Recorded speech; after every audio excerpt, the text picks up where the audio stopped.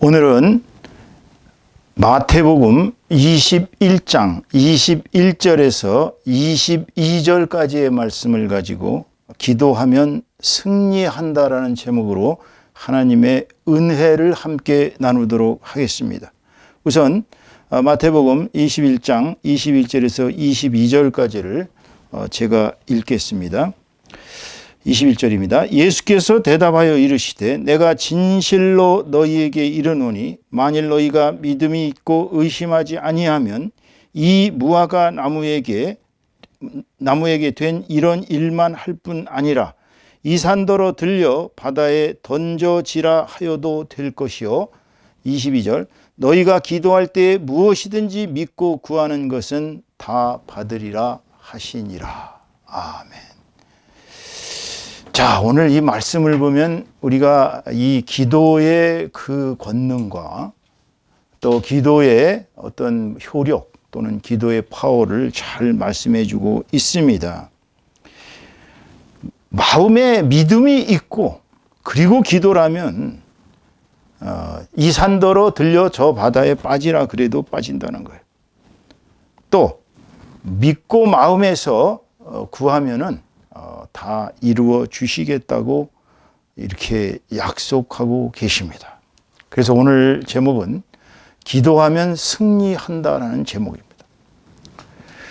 우리가 기도를 왜 합니까? 기도는 우리가 연약하고 우리가 사실상 인간으로서 정말 막막하기 때문에 기도하는 것입니다. 우리가 잘나서 우리가 정말 모든 걸 가져서 그래서 기도하는 게 아니에요.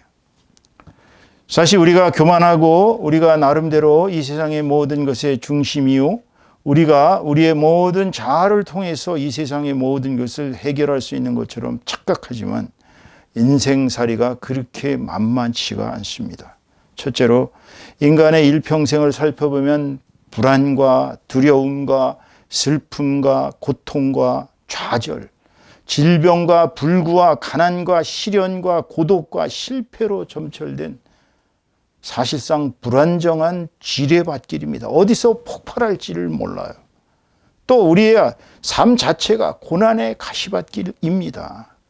그래도 우리가 신처럼 전지전능한 자가 아니지 않습니까? 우리는 사실상 이 세상에 어려움에 부딪혔을 때 어떻게 본다면 아무것도 할 수 없는 연약한 존재예요. 한번 여러분이 어느 날 아파서 병원에 갔는데 당신 간암 3기호 그러면 뭘 할 수 있겠어요? 우리는 이제 그때부터 죽음을 향해서 갈 수밖에 없는 것이죠. 정말 인생이요, 내 힘으로 할 수 없는 게 너무나도 많습니다. 그런데 사람들은 이걸 착각하고 사는 것이죠. 어떤 사람이 농담 삼아 이렇게 얘기하더군요. 나는 내 인생에서 내 주먹밖에 믿을 게 없다. 자기 힘밖에 믿을 게 없다는 거예요. 그런 어리석은 사람 되지 않으시기를 주님의 이름으로 축원합니다. 우리 인간은요, 자신의 죄성과 자신의 타락, 자신의 암흑 속에서 사실 절망에 빠져봐야 우리가 한 줄기 빛을 찾듯이 우리를 구원할 절대자를 찾게 됩니다. 우리가 위기에 부딪혀서 이제 더 이상 빠져나올 수 없는 그런 막막한 실존주의 상황에 부딪히면 우리는 그저 하나님을 찾을 수밖에 없어요. 하나님 살려주세요. 영어에 Oh my God 그러는 그 표현이 있지 않습니까? 나의 하나님. 요새 또 Oh Jesus 그렇게 얘기하더라고요. 하나님 살려달라는 말이에요. 내가 어쩔 수 없다는 고백입니다. 그런데 희망적인 소식이 있습니다, 여러분. 복음은 희망적인 소식입니다. 복음은 우리에게 하나님께로 돌아올 것을 얘기하고 계십니다. 하나님께서는 우리가 어떤 역경에 처해 있더라도 당신에게 기도하며 돌아올 것을 간절히 원하고 계시죠. 기도하며 돌아올 것을 원하고 계시는 겁니다, 여러분. 기도를 안 하고 그냥 하나님한테 돌아갈 길은 없어요. 에레미야서 29장 12절 13절 말씀을 보면 이렇게 선지자는 하나님의 말씀을 대언하고 있습니다. 너희가 내게 부르짖으며 내게 와서 기도하면 내가 너희들의 기도를 들을 것이요 너희가 온 마음으로 나를 구하면 나를 찾을 것이요 나를 만나리라. 만약에 하나님께서 하늘에 계시면서 그냥 하시는 일이 바빠가지고 우리 같은 하찮은 미물 같은 존재들의 기도를 안 들으신다면 우리 인생이 얼마나 비참하겠어요. 그런데 하나님께서는 선지자 예레미야의 입을 통해서 하나님께서 우리가 기도를 하면 그 기도 소리를 들어주시겠다고 약속하셨지 않습니까? 나를 찾을 거라고. 나를 만나 주시겠다는 거예요. 이 얼마나 희망적인 소식입니까? 왜 하나님께서는 우리에게 기도를 원하고 계시는 걸까요? 그것은 바로 기도가 하나님과 소통하는 유일한 길이기 때문에 그래요. 기도가 없이는 우리가 하나님을 만날 수가 없습니다. 일본의 사회운동가이자 목사인 가가와 도요히카라는 이 목사님께서 이렇게 말씀하셨습니다. 기도는 하나님과 직결하는 스위치이며 하늘의 동력을 끌어내리는 철관이다. 얼마나 멋진 말씀입니까? 하나님과 직결하는 스위치 딱 누르면 하나님께 직결하는 그게 기도예요. 하늘의 동력을 하나님으로부터 받아내는 철관, 철로 된 관이라는 거예요. 근데 여러분, 기도가 꼭 이게 우리 인생들에게만 그렇게 주어졌던 것이 아니라 우리 크리스찬들 모두의 스승이신, 신앙의 스승이신 예수 그리스도께서도 기도의 용사이셨어요. 사실 그분이 누굽니까? 하나님의 독생자입니다. 하늘나라의 황태자로 이 땅에 육신의 모습을 입고 이 땅에 오신 그리스도예요. 구세주란 말씀입니다. 그런데도 불구하고 그분도 하나님께 늘 뜨겁게 기도하셨다는 거예요. 자, 누가복음 6장 12절 말씀을 보면 이렇게 얘기하고 계십니다. 이때 예수께서 기도하시러 산으로 가사 밤이 새도록 하나님께 기도하시고 산으로 조용한 데 가셨습니다. 밤이 새도록 기도하셨어요. 우리는 기도 사실 오래 하지 않죠. 5분, 10분도 힘듭니다. 하나님의 아들이요, 이 땅에 오신 전지전능한 구세주께서 하나님께 밤이 새도록 기도하셨다는 거예요. 이때는 물론 12 제자를 세우기 위해서 하나님께 기도를 하셨던 그러한 상황이셨습니다. 예수님은요, 새벽 기도하신 분이에요. 우리가 한국이 새벽 기도하는 걸로 유명한, 전 세계에서 어찌 보면 몇 민족 안 되는 민족인데 우리가 왜 새벽 기도를 합니까? 조용할 때 하나님께 기도하면 그만큼 기도의 권능을 받기 때문에 그래요. 여러분, 우리의 신앙의 스승이신 예수 그리스도께서도 당신의 아버지 하나님께 계속 이렇게 늘상 기도를 하셨다면 우리도 예수님을 닮아가는 입장에서 본다면 그저 기도가 우리의 일상생활이 되어야 될 줄로 믿습니다. 본문 말씀 21절에서 22절 말씀을 보면 우리가 진심으로 믿고 기도하면 천지를 움직인다 그랬어요. 이 산들어 들려 저 바다에 빠지라 그러면 그대로 된다고 말씀하셨습니다. 천지를 감동시킨다는 얘기예요. 천지가 움직인다는 얘기입니다. 왜? 이 세상의 모든 우주 만물은 다 하나님께서 말씀으로, 하나님의 영이 움직여지셔서 말씀으로 이 세상을 움직이신 거기 때문에 우리가 기도를 간절히 하면 이 천지가 감동되는 것입니다. 그리고 우리가 예수님과 하나님께 구하는 것을 얻을 수가 있어요. 이게 본문 말씀 22절의 말씀입니다. 이것을 다시 마가복음 11장 24절에 보면 이렇게 얘기하고 있습니다. 그러므로 너희에게 말하노니 무엇이든지 구하는 것은 받은 줄로 믿으라. 그리하면 너희에게 그대로 되리라. 믿고 구하라는 거예요. 그냥 기도하면서도 될까 말까, 내가 이 기도한다고 뭐 하나님이 들어주시, 이렇게 의심하면서 기도하는 것은 아무 소용이 없다는 얘기입니다. 믿으면서 나는 이걸 받았다, 이 기도는 이루어진다, 확신을 갖고 기도하라는 말씀입니다. 기도는 축복입니다. 우리가 기도하는 대상이 우상이 아니에요. 우리가 기도하는 대상이 귀신 바가지들도 아니에요. 우리가 기도하는 대상이 이상한 종교의 창시자들도 아닙니다. 돌덩어리들한테 가서 기도하고 나무에 가서 기도하고 심지어는 곰에다가 기도하고 호랭이한테 기도하고 이런 시절은 우리는 지났습니다. 하나님께서 세상을 구원하시기로 작심하고 나신 뒤 당신의 독생자, 태초 전부터 함께 계셨던 말씀이셨던 예수 그리스도를 성육신시켜서 우리에게 보내주시면서 우리에게 기도를 가르쳐 주셨어요.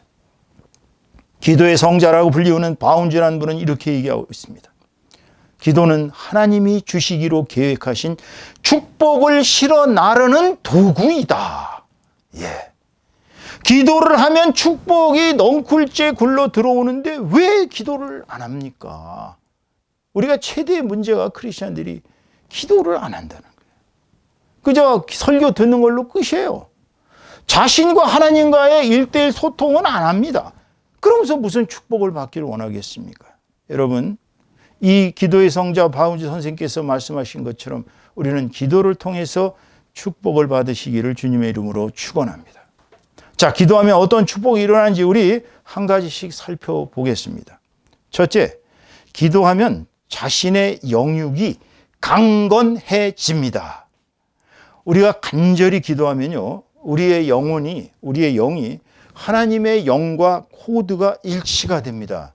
여러분, 우리는 영적 존재입니다. 우리는 단순한 육신적 존재가 아니에요. 물론 땅에서 육신의 그런 흙을 우리가 입고서 이 땅에 왔습니다. 하지만 우리의 영은 하나님께서 주신 거예요. 우리의 영이 간절히 하나님을 찾을 때 하나님의 영과 우리의 영은 코드가 일치되어서 영혼과 몸의 모든 세포가 약 60억 개가 있다고 그러죠. 우리 몸의 세포가.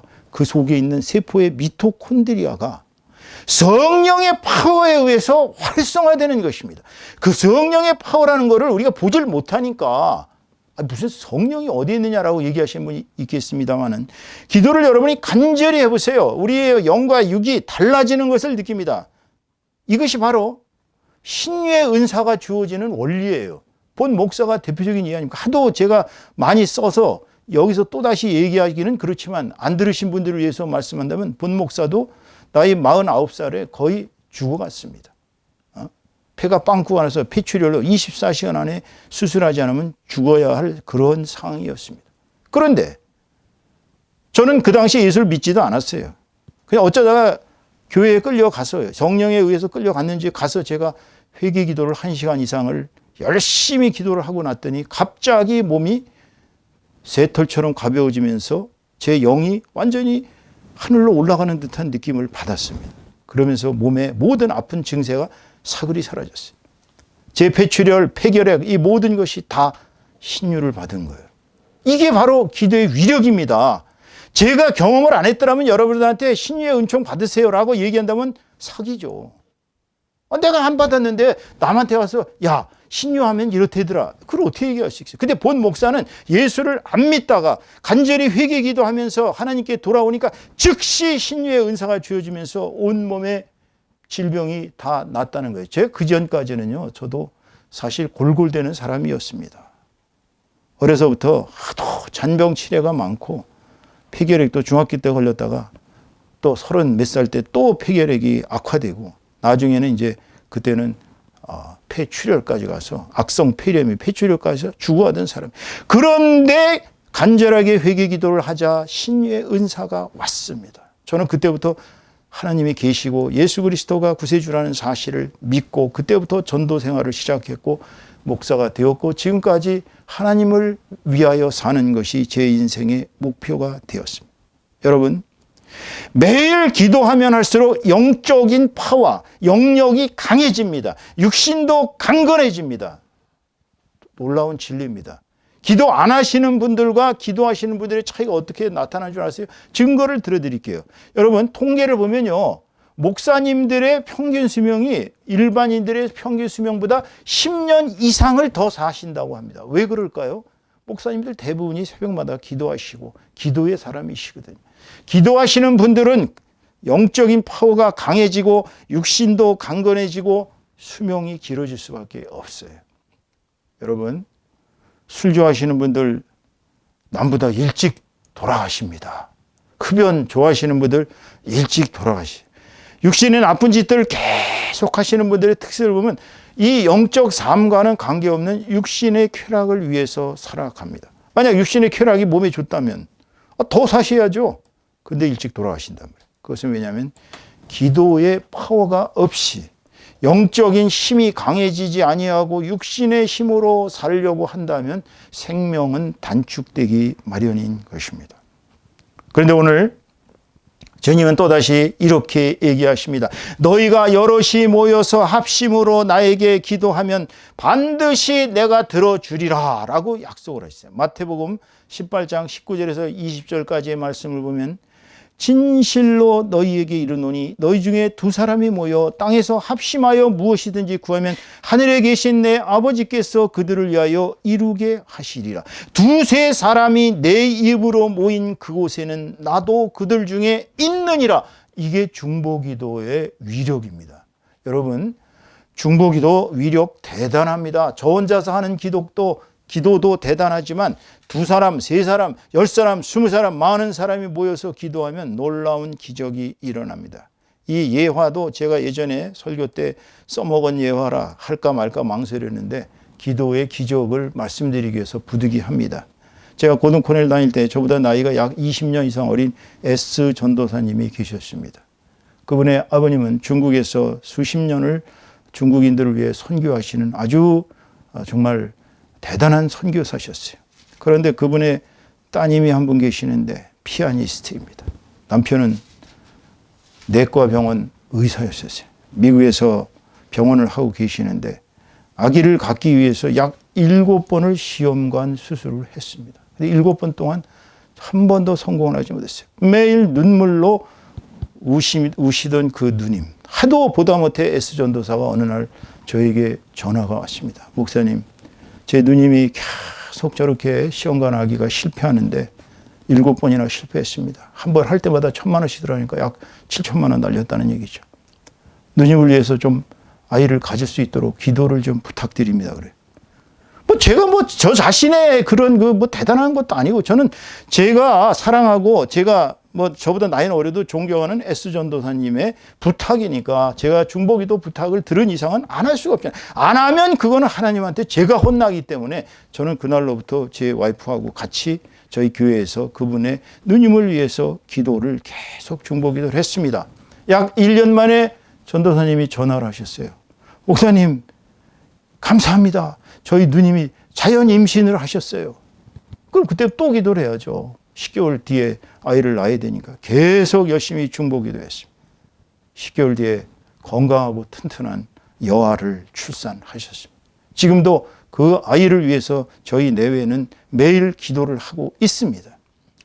기적 아니에요? 물론 저한테만 한 게 아니에요. 그 선교사님이 저한테만 한 것이 아니라 전 세계에 있는 자기 네트워크, 기도의 네트워크에 있는 사람들한테 중보 기도를 부탁한 것입니다. 여러분, 시험관에서 7번 실패한 그 전도사님의 누님은 중보 기도의 위력으로 아이를 출산하시고 지금 행복하게 잘 살고 계십니다.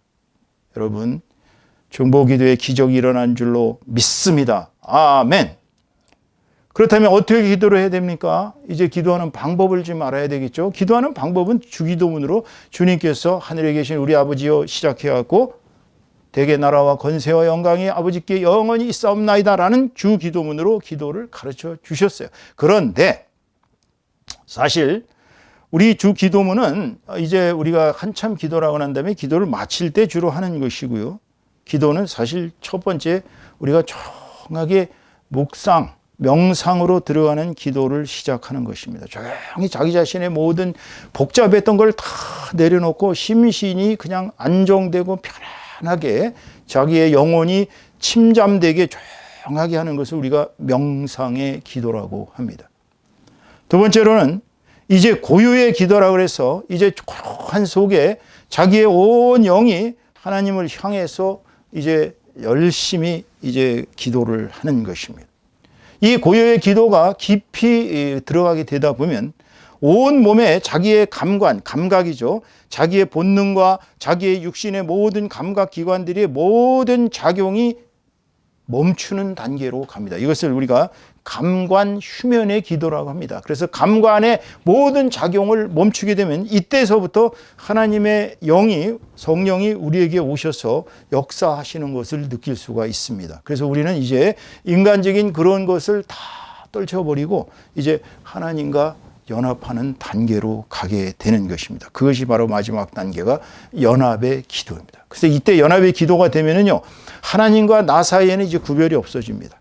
그래서 하나님께서 우리의 육신을 만지시고 하나님께서 우리에게 음성을 들려주시고 우리의 영혼을 하나님께서 우지자지해 주시는 그런 단계로 갑니다. 그것을 연합의 기도라고 합니다. 이것은 제가 창시한 방법이 아니라 중세의 성인이셨던 테레사 성인께서, 가톨릭입니다만 테레사 성인께서 이 기적을, 기도의 기적을 이렇게 명상의 기도와 고요의 기도와 감관 휴면의 기도와 연합의 기도를 통해서 완전히 하나님과 연합해서 온 육신의 모든 감각기관이 휴면한 상태에서 하나님께서 말씀하시고 하나님께서 강력히 역사하시는 그러한 지경까지 가셔서, 물론 이제 신비주의라고 비판하시는 분도 있습니다.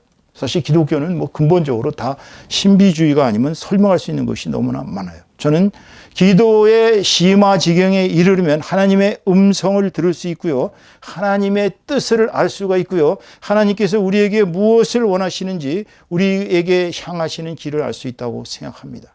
근데 문제는 기도를 하면서 잡생각을 하시면 안 돼요. 인간적인 생각을 하시면 안 됩니다. 내 생각을 집어넣으시면 안 됩니다. 그냥 하나님께서 말씀하시도록 내버려 둬야 됩니다. 그러니까 내가 강제로 이렇게 하나님의 권능을 빌려 온다든지 하나님께 대해서 요구를 해서 하나님께서 뭘 해주실 걸 자기가 강제로 끌고 온다든지 이런 식의 기도는 올바른 기도가 아닙니다. 그것은 자기가 정욕으로 쓰기 위한 기도라고 해서 큰 능력 발휘를 하지 못합니다. 그런데 하나님께서 역사하시고 하나님께서 우리에게 명하시는 기도는 이제 하나님이 그때 가서 음성을 들려주십니다. 저는 생애에 여러 번 하나님의 음성을 직접 들었어요. 직접 듣고 하나님께서 이렇게 해라 저렇게 해라라는 말씀대로 했더니 결과적으로 잘된 일만 있습니다. 그래서 우리는 하나님께 기도할 때는 내 욕심으로 기도하지 마시고 하나님께 자신을 들어 맡기는, 하나님께 모든 걸 맡기는 그런 기도를 하셔야 되는 것입니다. 이렇게 기도가 깊이 들어가도 이제 끝날 때는 하늘에 계신 우리 아버지하고 주 기도문으로 기도를 마치시면 이제 모든 기도의 절차가 끝나는 것이죠. 오늘의 설교의 결론을 맺습니다. 기도는 하나님께 나아가는 유일한 통로로서 우리는 기도를 통해서만이 모든 축복과 능력을 얻을 수가 있습니다. 우리는 기도하면 어떤 역경과 환난도 물리칠 수가 있고 능히 사망에서 구원받을 수가 있습니다. 우리는 매일 꾸준히 기도하면 영육이 강건해지고 신유의 은사를 받을 수 있고 장수할 수 있습니다. 자식을 위한 중보기도, 자식을 구원받게 하는 것입니다. 자식을 위한 중보기도가 깊어지면 그것은 바로 남을 위한 중보기도와 똑같이 하나님께 영광을 올려드릴 수가 있습니다. 자식을 위해서 뜨겁게 기도하면 그 자식이 잘못되는 경우는 거의 없습니다. 자식들이 부모가 그렇게 힘껏 기도하는 걸 본다면 정말 자식들은 감동해서 생활이 달라지고 영적 그 자세가 달라지고 하나님께 가까이 다가가는 것을 주변에서 무수히 보아왔습니다. 그러니까 아무리 막내의 자식이라도 부모가 뜨겁게 기도를 하는 이상은 하나님께서 버리지 않는다는 사실을 아셔야 합니다. 그 대표적인 예가 바로 성 어거스틴의 어머니 모니카가 그렇게 그 자식이 17살 때 여자랑 동거해서 아이를 낳고 갖은 망나니 짓을 다 하던, 심지어는 그 조로아스트교 배화교에 빠져서 그 우상 숭배를 하던 그 성 어거스틴이 결국은 하도 속을 새기니까 그 대주교인 암브로시스에게 가서 정말 주교님 어떻게 하면 좋겠습니까? 제 아들이 저렇게 아무리 기도를 해도 중보기도를 해도 말을 듣지 않고 저렇게 하나님을 믿지 않고 우상 숭배에 빠져서 저렇게 또 방탕한 생활을 하니 어떻게 하면 좋겠습니까? 성 암브로시우스가 그녀에게 이야기를 했죠. 부모가 무릎을 꿇고 눈물로 기도하는 자식치고 잘못되는 자식이 없다고. 결국 성 어거스틴은 어머니의 그 뜨거운 눈물 흘린 기도 때문에 세계사에 남을 신앙의 위인 세인트 어거스틴이 되었던 것입니다. 남을 위한 중보기도는 자신의 하늘나라의 상급이 됩니다. 한 사람을 위해서 중보기도하는 것은 그 사람의 영혼 구원을 위해서 뜨겁게 기도할 때 그 사람이 구원받는다면 그 상급은 하늘나라에 크게 쌓이는 것입니다.